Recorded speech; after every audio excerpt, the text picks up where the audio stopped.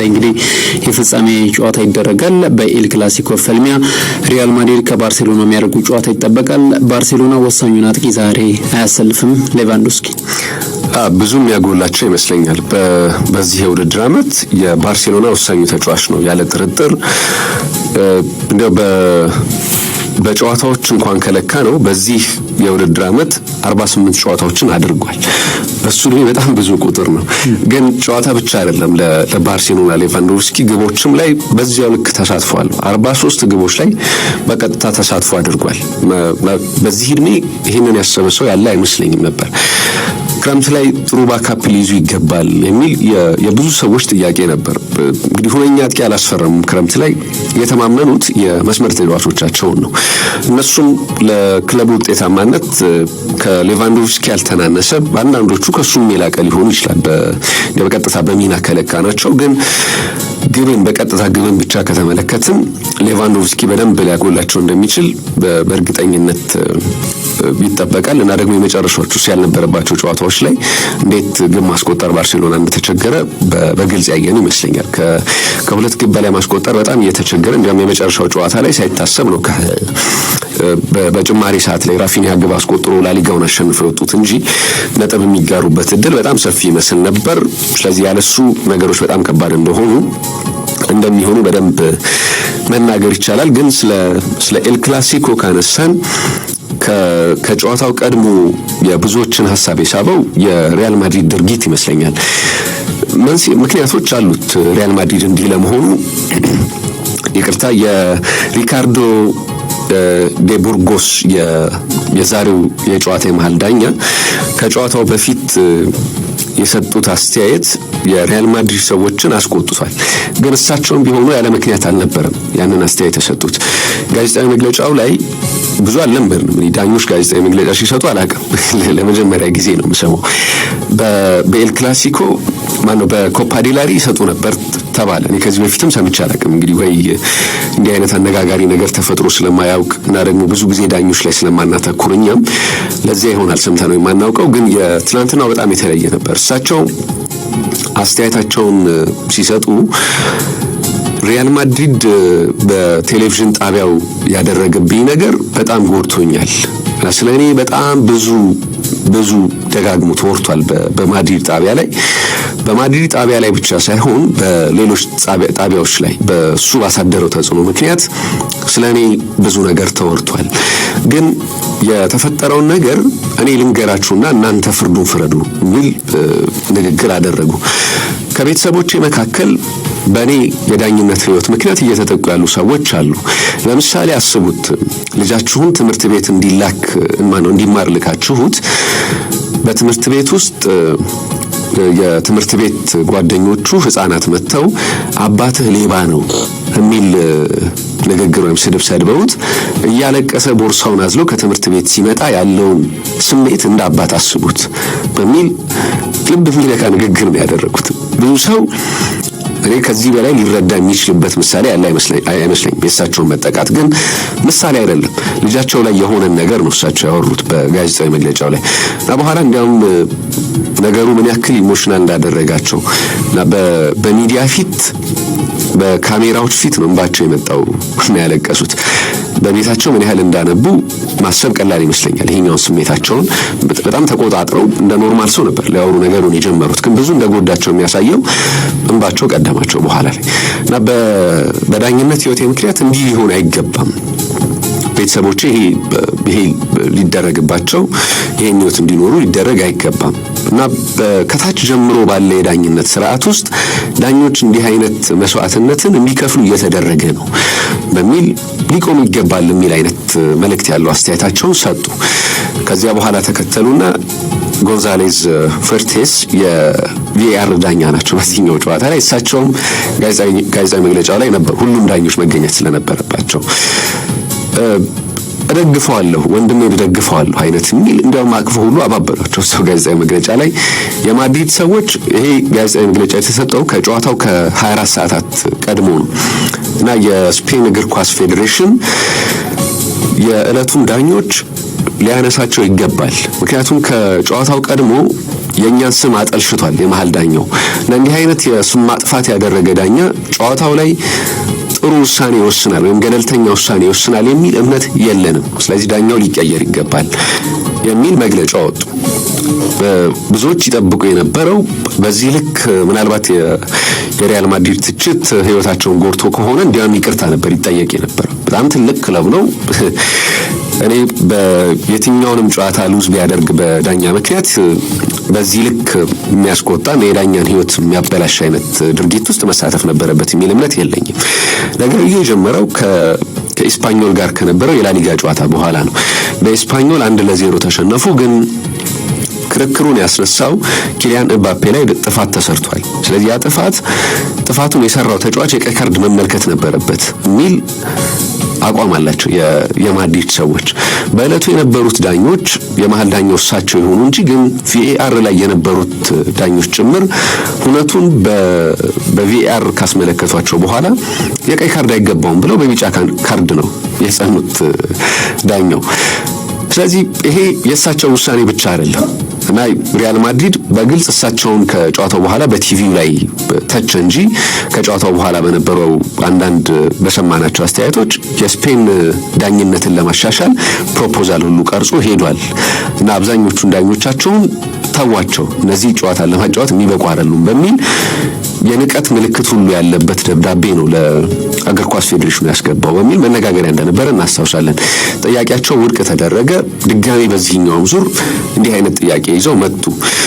አሁን ነገርየው የሪያል ማድሪድን እንዲህ እንዲሆኑ ያደረጋቸው ደግሞ ያለ ምክንያት አልነበረም። ለምሳሌ ከዚህ በፊት ኔግሬራ የሚባሉት የስፔን ላሊጋ ዳኛ የነበሩት በኋላ ከዳኝነት ከወጡ በኋላ በስፔን እግር ኳስ ውስጥ የዳኝነት ስራው ላይ የነበሩ እና አንዳንድ ከጀርባ ውሳኔ ወስኑ የነበሩ በኮሚቴ ውስጥ የነበሩ ሰው ናቸው። እሳቸው ከባርሴሎና ከ7 ሚሊዮን ዩሮ በላይ ገንዘብ ተቀብለው ለማለት ይከብዳል። አሁን እሳቸው እንደሚሉት ከሆነ ዳኝነትን በተመለከተ ባርሴሎናን አማክራለሁ፣ እንዴት ከዳኛ ጋር ዲል ማድረግ እንዳለባቸው የዳኝነት ሳይንስን ለክለቡ አማክራለሁ። ስለዚህ ለዚህ ስራ የተከፈለ እንጂ የትኛውም ውጤትን ከማጭበርበር ጋር በተገናኘ ያገኘሁት ገንዘብ አይደለም የሚል ማስተባበያ በፍርድ ቤት ሰጥተዋል እሳቸው። ይሄ ሁሉ አልተዋጠለትም ሪያል ማድሪድ እና ያኔም እንዲህ ስንል ነበር የሚል አይነት ያኛውን ማስረጃ አለን፣ ያኔም እንዲህ ብለን ነበር ለማለት የፈልጉ ይመስለኛል። አሁን በደንብ ቦልድ ሆኖ እየሄዱ የመጡበት ትላንት ልምምድ ሰርዘዋል። ከጨዋታው በፊት ጨዋታው በሚከናወንበት ስቴዲየም ልምምድ ይደረግ ነበር። ባርሴሎና ልምምዱን ሰርቷል። ሪያል ማድሪድ ይህንን ልምምድ አላደርግም ብሏል። ጋዜጣዊ መግለጫ ላይ መገኘት ነበረባቸው። የትኛውም የሪያል ማድሪድ ተጫዋችም ይሁን አሰልጣኝ ይህን ጋዜጣዊ መግለጫ እንዳይሰጥ ከክለቡ በተሰጠ መመሪያ ጋዜጣዊ መግለጫ ላይ አልነበሩም። እኔ ማድሪድ ከተገባው ወይም ከሚገባው በላይ የተጓዘ ይመስለኛል። አሁን ብዙ ሰዎች ለሁለት ተከፍለው አስተያየቶቻቸውን መስጠት ጀምረዋል። አንድ ትናንትና ኢኤስፒኤን ላይ ትልቅ መከራከሪያ የነበረው ለምን ሪያል ማድሪድ ብቻ በዚህ ልክ የትችት አቅራቢ ሆነ? በአውሮፓ ላይ የቀረ ብቸኛ ክለብ እስኪመስል ነው በአስተዳደሮች ላይ ትችት የሚሰጠው በሚል አንድ የቀድሞ አትሌቲኮ ማድሪድ ተጫዋች ጠንካራ ትችት ሲሰነዝር ነበር። ለምሳሌ ከላሊጋ ጋር ያላቸው ግንኙነት ጥሩ አይደለም። ይሄ ቴባስ በሪያል ማድሪድ የሚፈልጉትን ነገር ስለማይወስን ነው በሚል እንትን አላቸው፣ ቅሬታ አላቸው እና አንዳንድ ባርሴሎና ያስመዘገባቸው ተጫዋቾች ለምሳሌ በዚህ የውድድር ዓመት ተገቢነት ጥያቄ አላቸው እና ማስረጃዎች ሁሉ አሉን በተገቢ መንገድ እንዳላስመዘገበ የሚል እየተከራከሩ ነበር የማድሪድ ሰዎች። ከዩኤፋ ጋር በተመሳሳይ ባላንጣ ናቸው። ባሎን ዲዮርን እናስታውሳለን። ባለፈው ብዙ ክርክር እንደነበረ እናስታውሰው ነው። የቪኒሺየስ ማንሳት ነበረበት በሚል በኋላ ላይ አሸናፊ ሮድሪ እንደሆነ ከተሰማ በኋላ የትኛውም የማድሪድ ተጫዋች እዚያ ሽልማት ላይ እንዳይገኝ ሁሉ ነው የከለከሉት። ይሄ የአንዳንድ ተጫዋቾችን ፍላጎት ጭምር የሚጋፋ ይመስለኛል። የቡድን አጋራቸው ሆኖ ባሎን ዲዮር ባለማንሳቱ የሚደሰቱ ላይኖሩ ይችላሉ። ግን ደግሞ እንዲህ አይነት ትልቅ ፕሮግራም ላይ መገኘት የሚፈልጉ ተጫዋቾች ሊኖሩ ይችላሉ። ስለዚህ አምባገነን ውሳኔዎችን ፔሬዝ እየወሰኑ ነው በክለቡን ተጠቅመው እና ይሄንን ሁሉ ጋዜጠኞችንም አይወዱም እና ሁሉንም የሚጠሏቸውን አካላት በሙሉ ካያችሁ ዳኞችን ጨምሮ እሳቸው የሚፈልጉትን ነገር ብቻ እንዲያደርጉ ሰዎችን ስለሚፈልጉ የእሳቸውን ውሳኔ ስለማይሰሟቸው ነው በሚል ጠንካራ ትችት አለው። ከዚያ ውጪ እግር ኳሳዊ ሳይሆን ነገሮችን ሙሉ በሙሉ የመቆጣጠር ፍላጎት አላቸው። የሁሉም ነገር የሴንተር ኦፍ አቴንሽን መሆን ይፈልጋሉ። ከሳቸው ቁጥጥር ውጭ የሚወጣ ምንም አይነት ነገር እንዲኖር አይፈልጉም። ግን ይሄንን ማድረግ የሚችሉት በክለባቸው ብቻ ነው። እውነት ለመናገር ግን ተጽዕኖአቸውን ከፍ ለማድረግ እየሞከሩ ነው። እኔ ከጨዋታው በላይ የሪያል ማድሪድ ድርጊት በጣም መነጋገሪያ ፈጥሯል። ጨዋታውንም ላይጫወት ይችላል በሚል በብዙዎች ሲነገር ነበር። ትላንት ሌሊት ላይ ራሱ ክለቡ ሪያል ማድሪድ መግለጫ አውጥቷል ጨዋታውን እንደሚጫወት። እንዲህ አይነት ሐሳብም የለንም እውነት ለመናገር ከየት እንደመጣ መረጃው ማናውቅም ብለዋል። ግን አስቀድመው የሄዱባቸው ርቀቶች ያንን ላያደርጉ እንደሚችሉ የሚጠቁሙ አልነበረም። ግን የሚመጣውንም ይፈሩ ይመስላል። አዎ እንዳነሳው ብዙ ጉዳዮችን አንስታል። ከዚህ ከዲሲፕሊን ጋር በተያያዘ አሁን የሪያል ማድሪድ ዋና ሰው የሚባሉት ፍሎሬንቲኖ ፔሬዝ ጭምር በተደጋጋሚ የጋዜጦች የፊት ገጽ ላይ የተመለከትናቸው ነው። መልካም ተግባር ሰርተው አይደለም አነጋጋሪ የሆኑ ነው እያየናቸው የምንገኘው። ምናልባት አንዳንድ ጊዜ ወጣት ስትሆን ለውሳኔ ትቸኩላለህ፣ አወዛጋቢ ነገሮችም ታደርጋለህ። እሳቸው ግን እድሜያቸው ገፍቶም ይህን ነገር ማድረግ እየፈለጉ ነው። ያው ብዙ ነገሮች ማስተዳደር ስትችልና ሲኖርህ ሁሉንም ነገር ማድረግ የምትችል ይመስላል። ግን ደግሞ ህግ አለ። ስለዚህ በህግ ነው ሰዎች ሊመሩና ሊተዳደሩ የሚችሉት። የፍሎሬንቲኖ ፔሬዝ አካሄድ ምናልባት የሚያስቀጣቸው አይነት ድርጊት ሊሆን እንደሚችል ይሰማኛል። በተለይ ከዚህ ከዳኝነት ጋር በተያያዘ አንዳንዶቹ በፍርደ ገምድልነት የሚነሱ ሀሳቦች አሉ። ከሳቸው ጋር በተያያዘ የሚሰጡት ሀሳብ እንደዛ ሲሆን ማጣራቶች ተደርገው ምናልባት እርምጃ ሊወሰድባቸው ይችል ይሆናል። ወደ ጨዋታው መለስ እንበልና የተወሰኑ ጉዳዮችን እናንሳ። እንግዲህ በዚህ ውድድር ዓመት በተለይ በ2024-25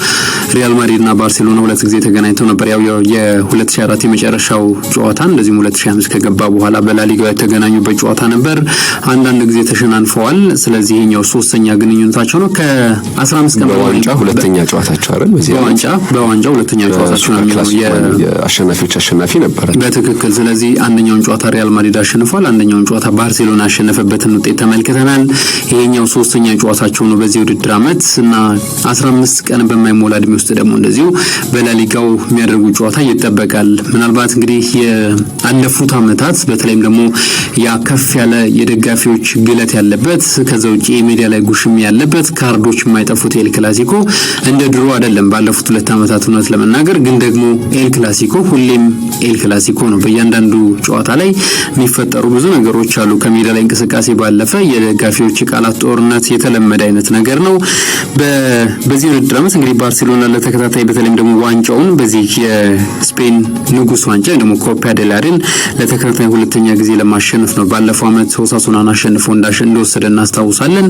ይሄኛውን የውድድር ዓመትም በኤል ክላሲኮ ሪያል ማድሪድን አሸንፎ ለመውሰድ ከአሁናዊ የውጤት እንቅስቃሴያቸው ወይ ደግሞ ሜዳ ላይ የሚያስመዘግቡት እያንዳንዱ ውጤት ስንመለከት ባርሴሎና የተሻለ እድል እንደሚኖረው አምናለሁ። በተለይ መግቢያችን ላይ እንዳነሳ ነው የሌቫንዶስኪ ያለመኖር ካልሆነ በስተቀር ባርሴሎና በብዙ መልኩ ተጽዕኖ ሊፈጥርበት የሚችለው ጨዋታ ይሄኛው ነው ብዬ አስባለሁ። ምክንያቱም ሪያል ማድሪድ ባለፈው እንኳን ሄታፌን ሲያሸንፍ ከአርሰናል ሽንፈት መልስ እንደ መነቃቂያ ያደርገዋል ተብሎ የተጠበቀው ጨዋታ ማሸነፉ ብቻ ካልሆነ በስተቀር ጥሩ ሊነሱ የሚችሉ ጎኖች አልነበሩትም። በተለይ በእያንዳንዱ የመከላከል ሂደት ውስጥ ክፍት የሆነ ስህተቶችን ግልጽ የሆኑ ስህተቶችን ይሰሩ እንደነበር የተከላካይ መስመር ተጫዋቾቹ ስናይ ነበር። ስለዚህ እንደ ቡድን ተቸግሯል ሪያል ማድሪድ። ምናልባት አንዳንድ ክለቡ ተጽዕኖ ፈጣሪ ተጫዋቾችም በሚጠበቅባቸው ልክ ክለቡን እያገለግሉ ነው ብሎ ለማንሳት በጣም ከባድ ይመስለኛል።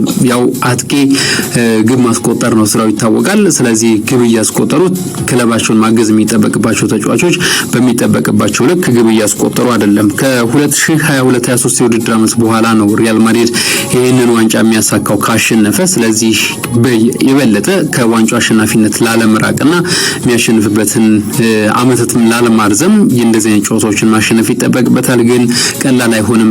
በቀደም ሲል ባነሳናቸው ምክንያቶች ጭምር ለባርሴሎናም ለሪያል ማድሪድም ከበድ ያለ ጨዋታ ይሆናል ተብሎ ነው የሚጠበቀው። ካማቪንጋ አይኖርም በዚህኛው ጨዋታ ላይ እንደሚታወቀው ጉዳት አለበት።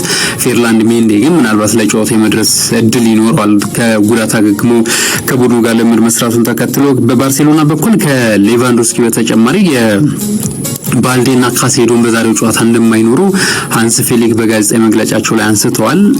5 ሰዓት ባይሆን ምን ዝናናበት ጨዋታ ይሆናል ብዬ አስባለሁ። በርካቶች ግን አሁንም ለማየት የሚያጓጓ ጨዋታ ይሆናል ብዬ አስባለሁ።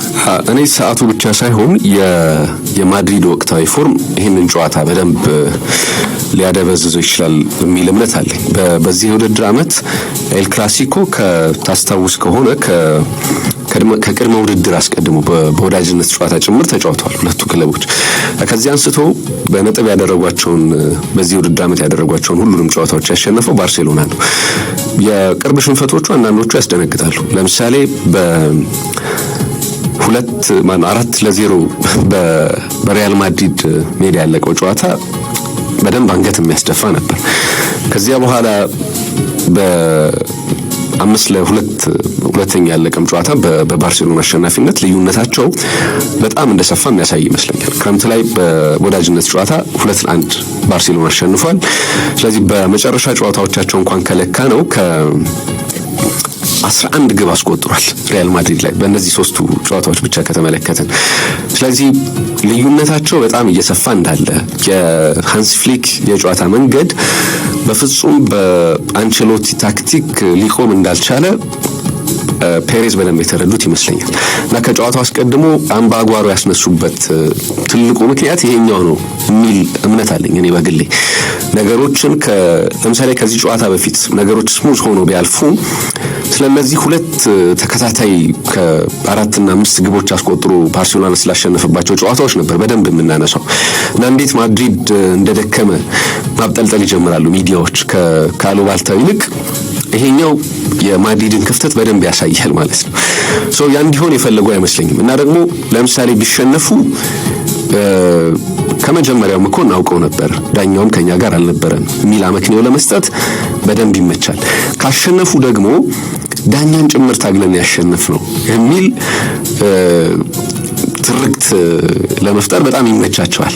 ስለዚህ በሁለቱም ወገን ለመጠቀም ፈልገው ከእግር ኳሳዊ ምክንያት ይልቅ በሌሎች ምክንያቶች ጨዋታውን ወይ ያሸነፍን ወይ ተሸነፍን ለማለት የፈለጉ ይመስለኛል የማድሪድ ሰዎች። ከዚያ ውጪ ኮፓ ዴላሪን በተመለከተ የምንጊዜም ከፍተኛ አሸናፊው ባርሴሎና ነው። ብዙ የኮፓ ዴላሪ ዋንጫዎችን በማንሳት በታሪክ ቀዳሚው ክለብ ነው። 31 የኮፓ ዴላሪ ዋንጫዎችን አሸንፏል። ለመጨረሻ ጊዜ ካደረጋቸው 12 ፍጻሜዎች 9ን አሸንፏል።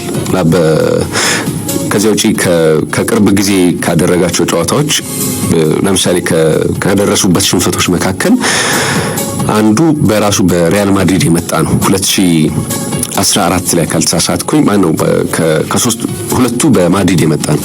2011 እና 2014 ላይ በ1-0 እና 2-1 በአንድ ግብ ልዩነት የኮፓ ዴላሪ ፍጻሜን ያነሳባቸው።